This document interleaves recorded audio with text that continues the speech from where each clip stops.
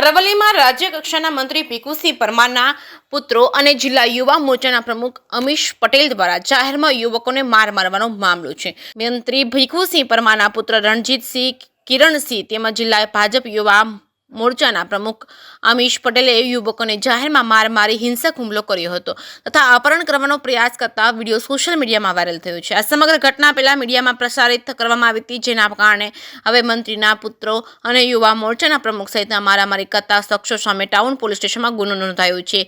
માર ખાનાર જયમીન ત્રિવેદીએ 8 દિવસ બાદ તેની ઉપર થયેલા હિંસક હુમલાને લઈને મંત્રીના પુત્ર, યુવા મોરચાના પ્રમુખ સહિતના લોકો સામે નોંધાયો છે ગુનો. મંત્રી ભીખુસિંહ પરમારના પુત્રો સાથે ચાઇનીઝ દોરીની લારી ચલાવતા યુવક સાથે માથાકૂટ થઈ હતી. તે બાદ ઝઘડો થયો હતો. બદલો લેવા માટે ભીખુસિંહ પરમારના પુત્રો રણજીતસિંહ, કિરણસિંહ, યુવા મોરચાના પ્રમુખ અમીશ પટેલ સહિતના શખ્સ ચાઇનીઝ દોરીની લારી ચલાવતા યુવક અને અન્ય યુવક જયમીન ત્રિવેદી ઉપર હિંસક હુમલો કરી અપહરણ કરવાનો પ્રયાસ કર્યો છે. મંત્રીના પુત્રો, યુવા મોરચાના પ્રમુખ સહિત લોકોનો હિંસક હુમલો સહન કરનાર યુવક જયમીન ત્રિવેદીએ આખરે તેમની સામે મોડાસા ટાઉન પોલીસમાં ફરિયાદ નોંધાવી છે.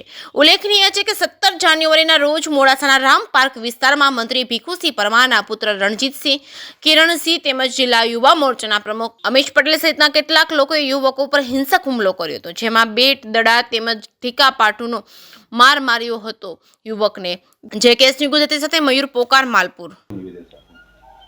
એ જે વિડીયો વાયરલ થયેલો એ 17/2/2025નો વિડીયો હતો અને એમાં તમને જેમ કે જોવા મળે છે કે અમુક માણસો છે, એક જે માણસ છે એને મારી રહ્યા છે. એ જે ઈજા પામનાર છે એ વ્યક્તિ જયમીન વરદભાઈ ત્રિવેદી, એનો જે તે સમયે જ પોલીસ દ્વારા એનો સંપર્ક કરી અને એમને કોઈ ફરિયાદ હોય તો એ આપવા માટે જણાવવામાં આવેલ હતું, પરંતુ જે તે સમયે એણે ફરિયાદ આપેલ ન હતી અને આજે એ જે છે પોતાના પરિવારના સભ્યો સાથે ચર્ચા કરી અને જે આરોપીઓ છે એની વિરુદ્ધમાં ફરિયાદ આપવા આવેલા, એટલે મોડાસા ટાઉનમાં આજે ફરિયાદ નોંધવામાં આવી છે.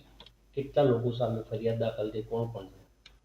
એમાં જે આરોપીઓ છે એમાં ટોટલ 6 આરોપીઓ છે. એક રણજીતસિંહ ભીખુસિંહ પરમાર, નરેન્દ્રસિંહ ઝાલા, કિરણસિંહ ભીખુસિંહ પરમાર, અમીશ પટેલ, ચિરાગ પટેલ અને એક જે છે એ અજાણ્યો ઈસમ છે. આમ ટોટલ 6 વિરુદ્ધ અત્યારે ફરિયાદ નોંધવામાં આવી છે.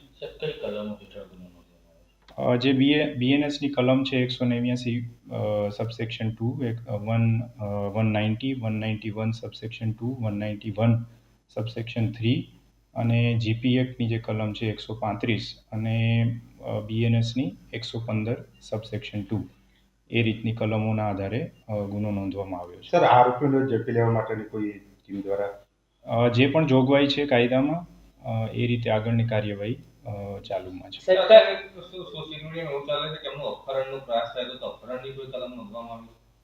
જે હાલના તબક્કે જે ફરિયાદી દ્વારા નિવેદન આપવામાં આવ્યું છે એ આધારે જે મેં આપને કલમ જણાવી એ પ્રકારે ગુનો બને છે, એટલે એ અત્યારે નોંધવામાં આવ્યું છે. તપાસમાં જે પણ સામે આવશે એ રીતે આગળની કાર્યવાહી કયા કારણોસર સાહેબ માર મારે છે એવું કંઈ?